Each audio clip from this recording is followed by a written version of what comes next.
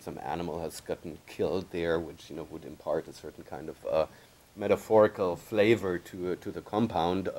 I know a guy who keeps it's like a medieval alchemical pharmacy. He keeps a whole part of his house devoted to collections of sort of rare and potentially for the future significant objects that he plans to install in such objects over the course of time.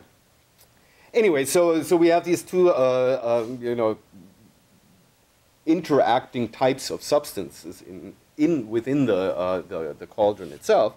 But then we also have packets attached to the outer surface of a nganga, and these may contain further instructions concerning specific works, trabajos, that the Nfumbi is to perform at the bidding of the Palero or his clients. And the residue, and it also will sort of contain the residue of animal or other sacrifices with which nganga is remunerated for its services. And these gradually build up and often overflow the cauldron itself, spilling out into veritable ritual landscapes that can come to take up entire rooms.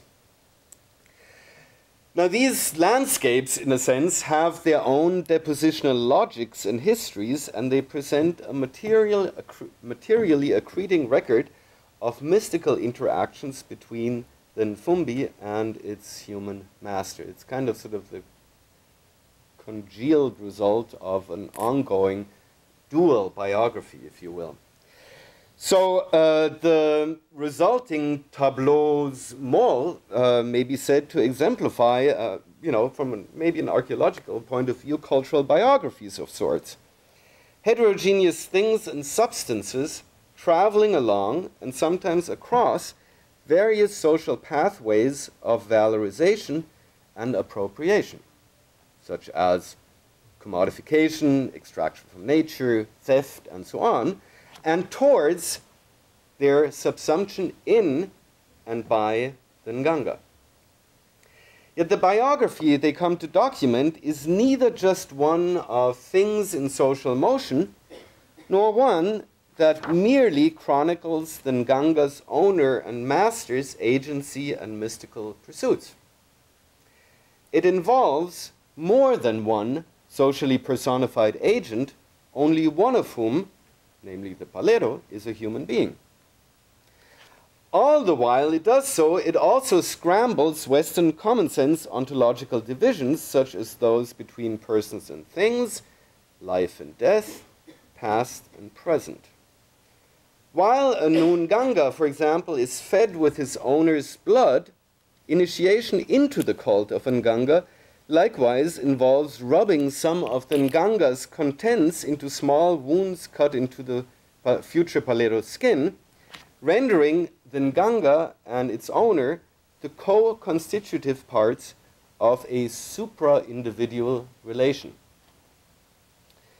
Such relations ramify outward by assimilating actors and entities on both sides of the divide between the living and the dead.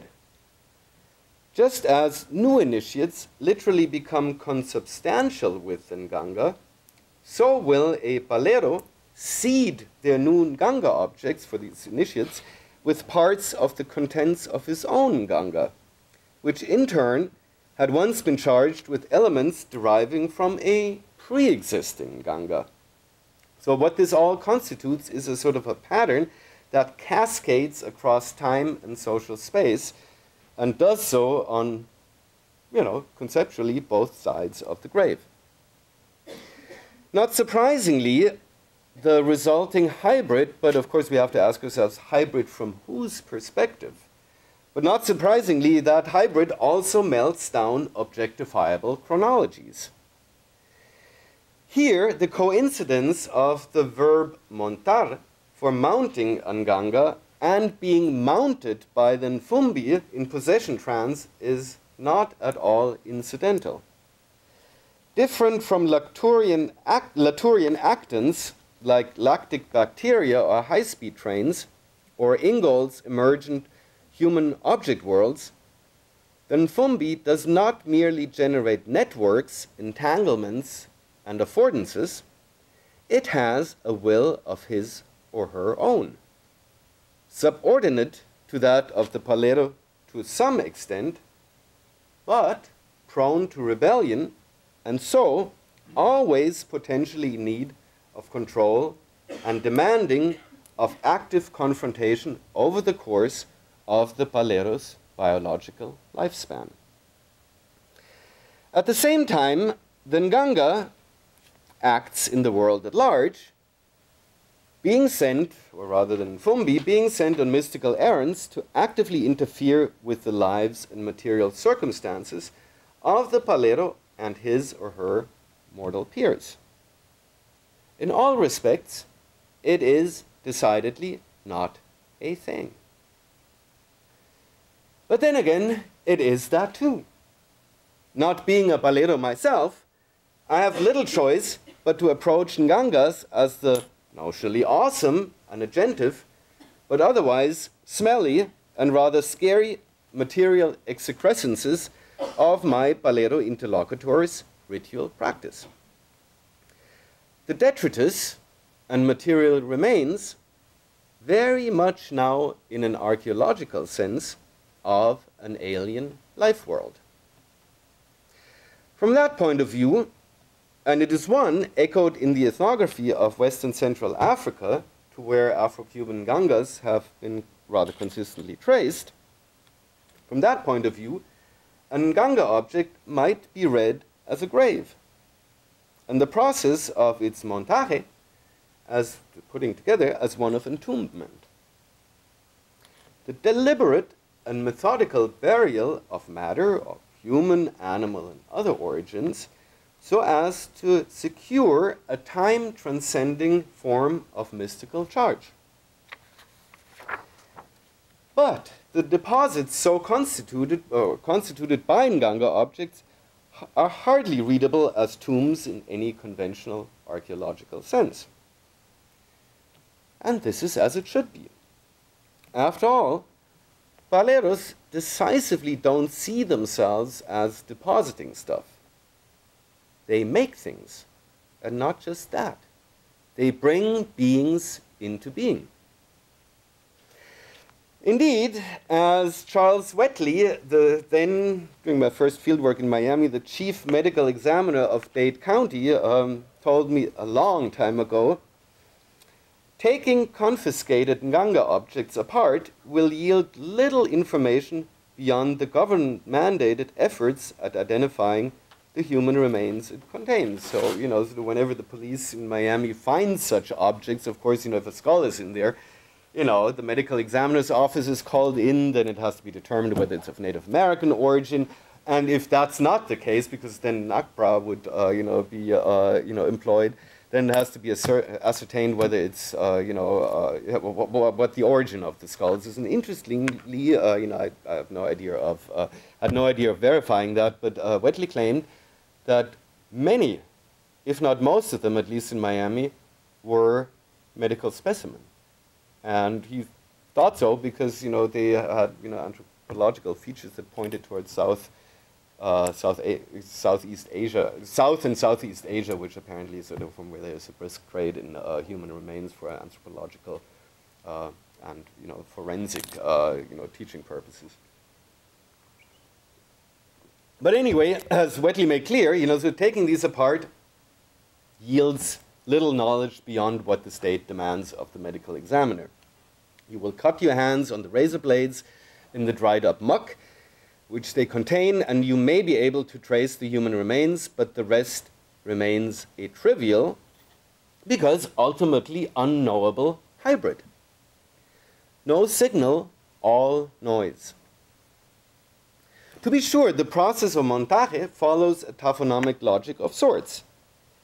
Yet once assembled, not only is Nganga more than the sum of its object parts, both in a material and in a relational sense, the life form, or death form, if you will, constituted by it, is a vortex that sucks up entities that ostensibly pertain to different ontological domains: matter, spirit, subjects, objects, past, present, and it fuses them into an irreducible synthetic whole beyond differentiation and analysis. So, to return to the story with which I opened this talk, were Cosme's nightmare of Adicina's grave being dug up to come true, the Nganga object that might result from such activities would, once forcefully separated, for example, through confiscation, from its human complement, that is the Palero and its cult group, it would remain as historically meaningless as any other thoroughly decontextualized container of now no longer identifiable human bones, animal carcasses, other organic matter, and a wild jumble of artifacts whose social and ritual biographies are now beyond reconstitution and reconstruction. The trata, the pact between the Nfumbi that was once Adicina and the Palero who installed him in Nganga would forever be broken.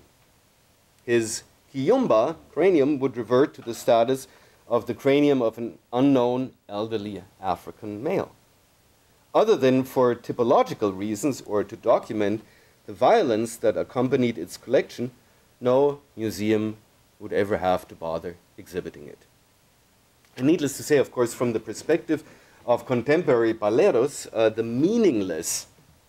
the meaninglessness so produced would have truly horrific significance, because while Nganga objects are sometimes ritually disassembled, this really only occurs when, upon the death of their human owner, the Nfumbi expresses the wish not to enter into a relation with another member of the cult group, and instead decides to be set free into obliteration. I mean, in that case, sort of these objects are under great precautions taken apart and scattered in various ritual ways in the landscape. But if, as with all of these, objects that, the good Dr. Wetley had in his cabinets in the Miami-Dade medical examiner's office, I mean, they were, in a sense, the record of, sort of unfathomable destruction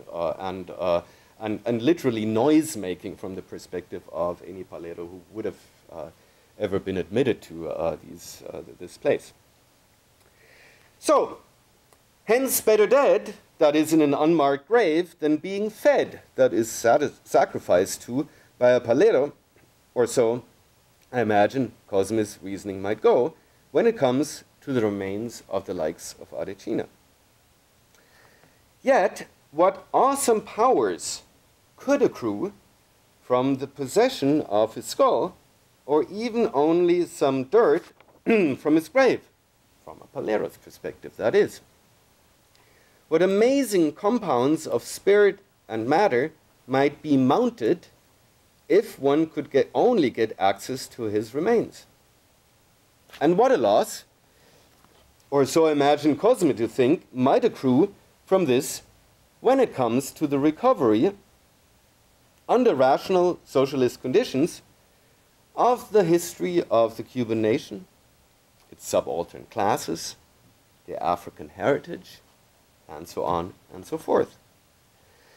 Ripped from the grave, and so forever archaeologically decontextualized, lost for the world of disciplined historical reconstruction, and re-entombed, or given a new lease on life, depending on perspective, in some Paleros Nganga object, the archaeological significance of Remigio Herrera's mortal remains would be forever lost to a contemporary process of, yes, anachronistic hybridization. That's what would have occurred from that perspective.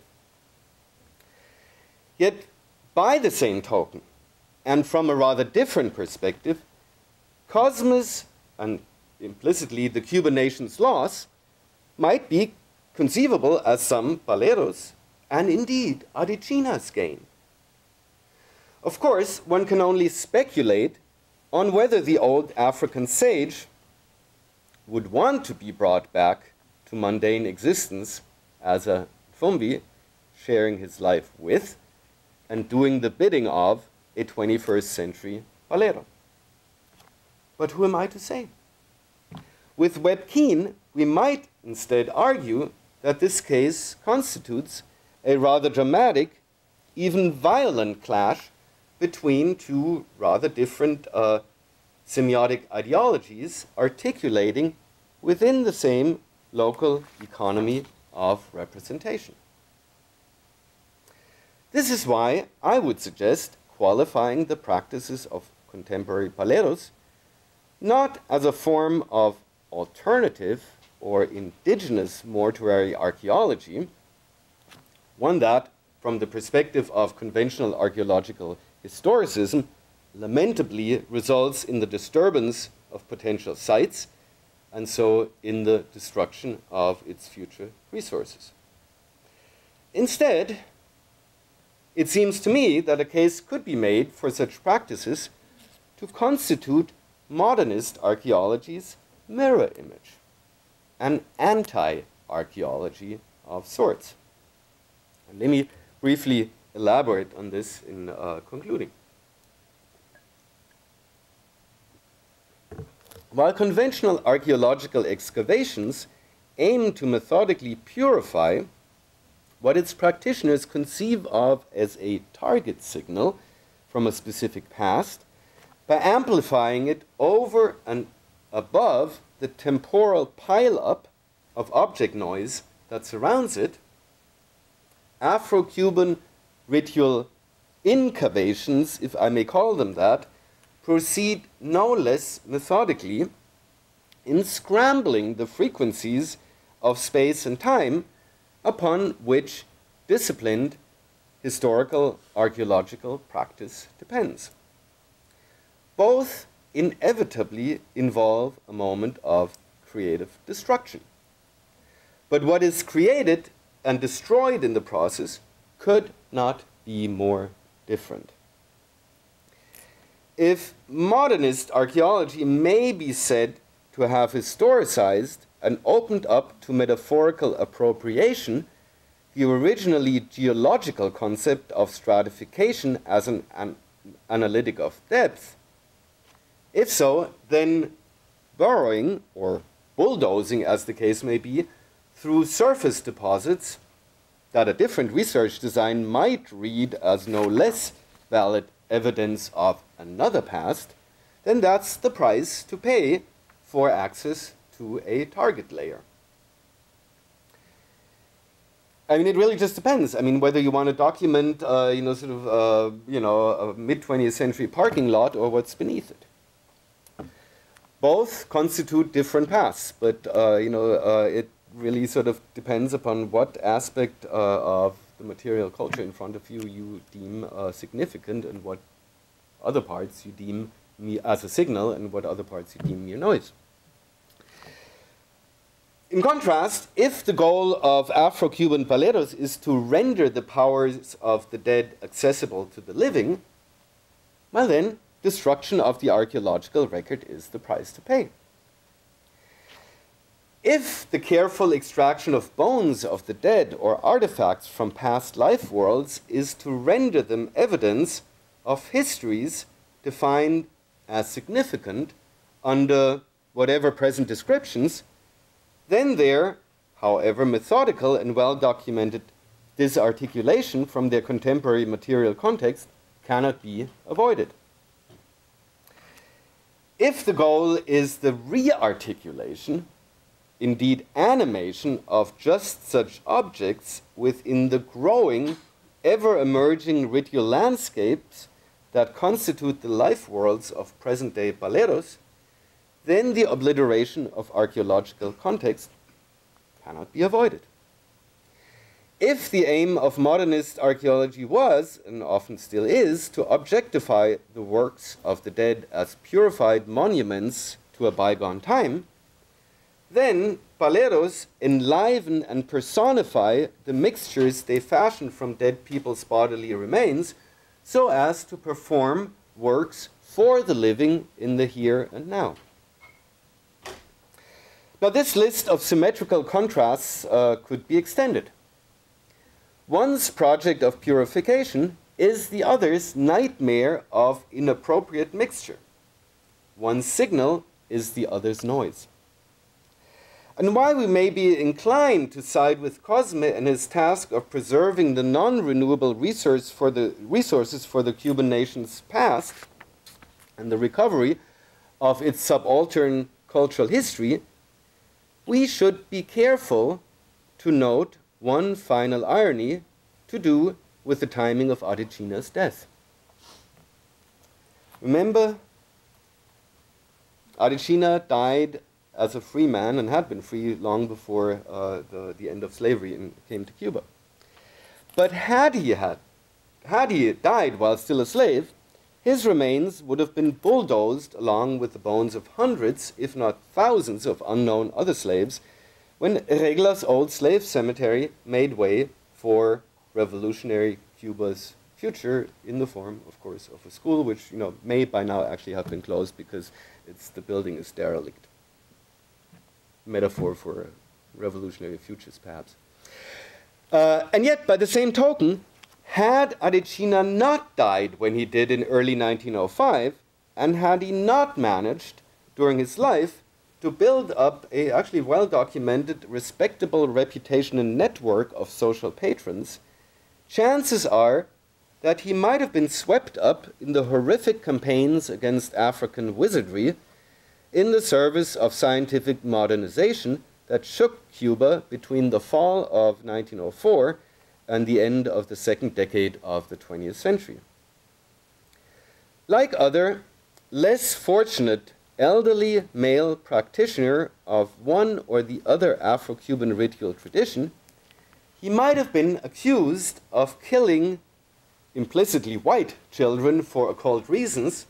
He might have been hastily sentenced to death and garroted. His skull might then have, as happened various occasions during that time, his skull might then have been shipped off to the University of Havana, where Cuban adepts of Lombrosian criminal anthropology would, for the next decades, make science of the bodily remains of dead black wizards, subject of my Wizards and Scientists book. Final irony. Tucked away in a small Museo de Medicina Legal in Havana's huge Calixto Garcia hospital complex, the skulls so collected at the beginning of the 20th century are still on display. The sad object evidence of the wreckage of a modernist project, a signal turned, and I think we can all agree on that, pure moral noise. Though such an outcome seems unlikely under present conditions, and regardless of whatever the Museo de Regla decides to do with Adicina's grave, perhaps someone should bribe the night watchman at Calixto Garcia and let the Paleros in. Thank you.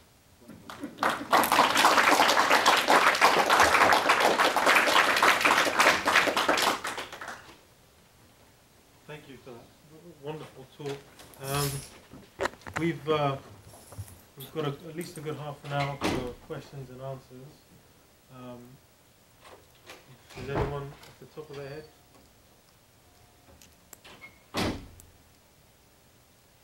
Well, thank you so much for that provocative talk. One of the themes that I kept thinking of as you were speaking was the idea of power in the just the really concrete sense of subordination.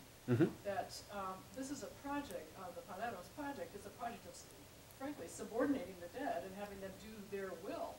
And so, of course, the whole time through, I was thinking, well, Adicino perhaps he wouldn't have liked this particular Palero, and he would have said, like, leave me alone, puny being. I'm a much greater person than you are. Who do you think you are to control me? And, the parallels with slavery, of course, are obvious. And, having lived in a place where people did dig up bones in South Pacific, and all the relics that I've personally seen were all matrilineal relatives, where people felt this great moral certainty that, of course, my mother or my mother's brother or whoever would want me to draw on their power to make me beautiful and irresistible, and have my cruel partners become dizzy with desire. And that when non-related people like warriors from a previous century, when their remains were dug up, sometimes people would become really alarmed. I mean, they would be scared.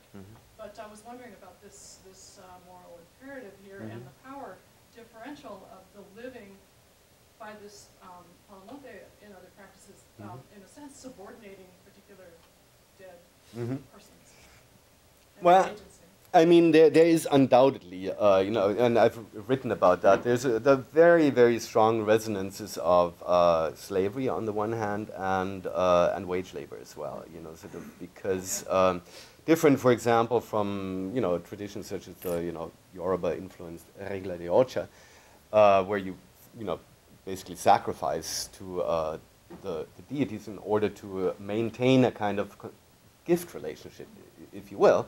Ngangas are remunerated. I mean, they have to be fed in order to be kept alive, so to speak, but they're remunerated after they've performed a service. So it's kind of, it's, and then you also do a whole lot of things like, you can shower them with abuse, you're supposed to heat them up into action. I mean, so you can whip them, it's, all kinds of, call them, nasty names and whatnot, to make them angry. I mean, which is actually sort of, if you look at the, for example, Wyatt McGaffey's work on, on Western Central African Minkisi objects, not that dissimilar. But, what gets rolled into one, in Cuba, but actually already with the Minkisi object, there is not necessarily a kinship relation that, that is embodied in these, sort of power objects that oftentimes serve, that assimilate human personnel through initiation rather than through kinship and filiation. So